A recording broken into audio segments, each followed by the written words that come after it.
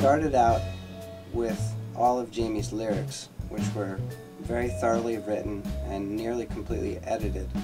So that gave us a lot to work with right from the start.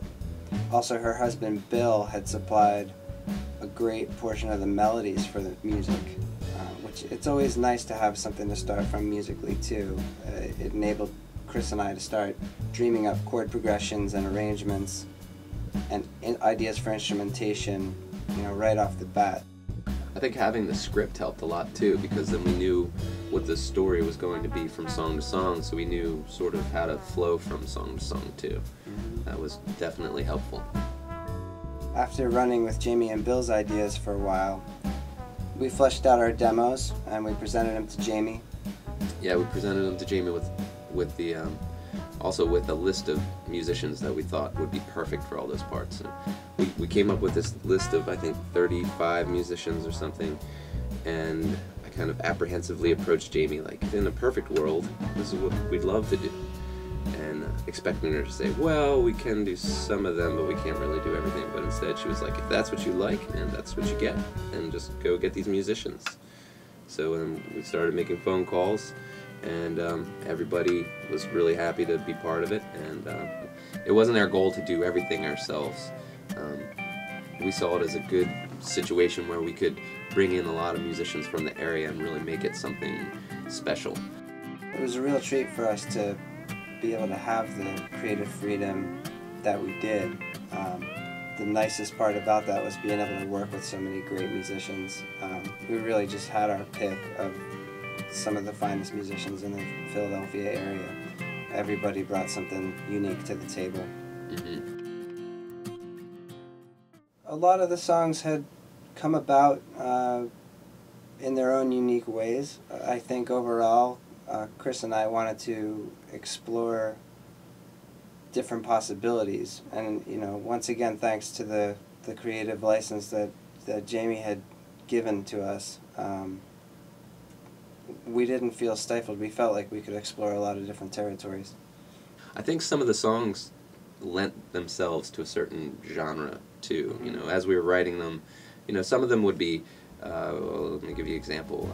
It's Mean to Be Green, that song, where the monsters come out for the first time. That one, Billy came in with the melody line on the piano. It was so bouncy and kind of jazzy that we decided to really go that direction with that song. Another one, the dinner scene, which is the I'm Going Green song, that started differently. And then when we came into the studio to get the bass player in, and I was playing drums, the bass player says, "Oh, this sounds like a bossa nova to me," and we were like, "Okay, let's make it a bossa nova." And then so some of the songs just kind of went in directions on their own. Some of the songs we had like particular ideas in mind before starting writing on the project. I think the sound design part of the project was different for us, using things like Foley effects. And there was this one song in particular, I'm Growing Green, and and we had the idea of bringing our kitchen supplies in, raiding our kitchens and bringing like pots and pans and spoons and bowls and cups and things in to create the percussion instruments for the bossa nova song. And I remember leaving with the cheese grater and my girlfriend saying, "Where are you going with that stuff? We're doing percussion sounds." And so then Colin and I spent the whole night dropping plates on tables and spinning bowls.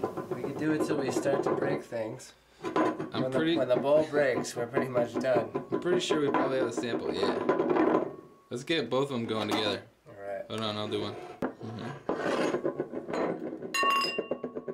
I don't think we broke anything. Luckily. And it was amazing. It was amazing. Chris and I have worked together before, not to this magnitude. I guess the experience has brought us closer. And further in many ways. Colin doesn't like being followed around by a camera at all.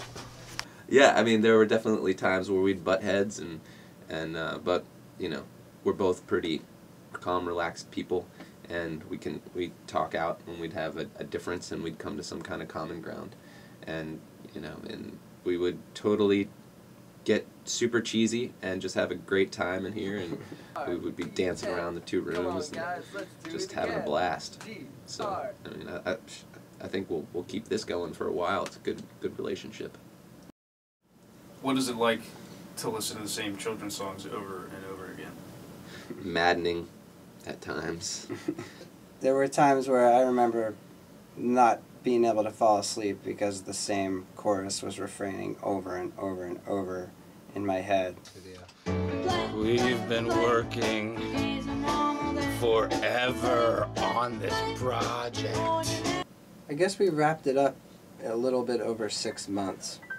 Luckily, I usually feel more comfortable doing more work in the beginning instead of trying to pace things out. I'd kind of rather knock it out if possible, and Colin's the same way. So when we started working on this, we had that attitude, like, let's just do it and we're going to knock it out and bang it out.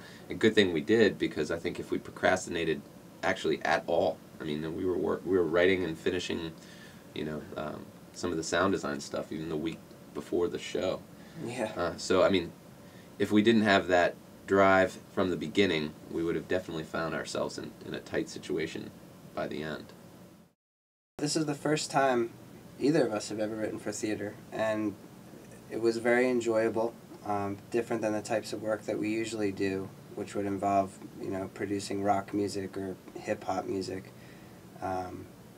This was a new challenge for us to work in this venue. Yeah, I mean, this is the first children's music too that I've ever worked on. I come from writing hip-hop albums and producing hip-hop albums more than anything, and I think writing kids music is a whole lot less serious than writing like a hip-hop record. I mean, definitely the topics are certainly different. Mm-hmm. And this CD really has a really strong message to address the environment in a really fun way.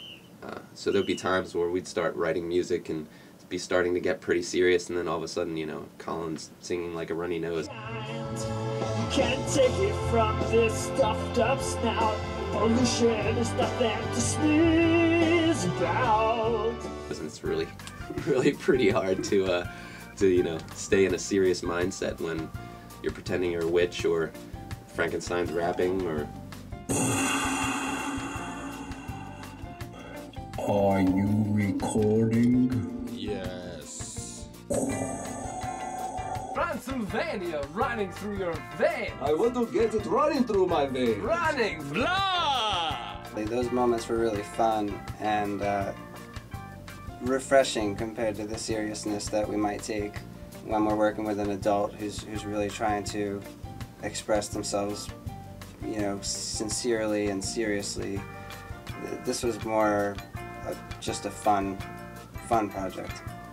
I kind of think going into this was more of like a concept album, an album that tells a story from beginning to end. If you listen to it, you don't need to watch the musical to know what's going on with the album itself. Luckily, we had Jamie's lyrics, which, I mean, she's a great storyteller, so she made that part easy, and then it was just us to fill in the blanks with our expertise.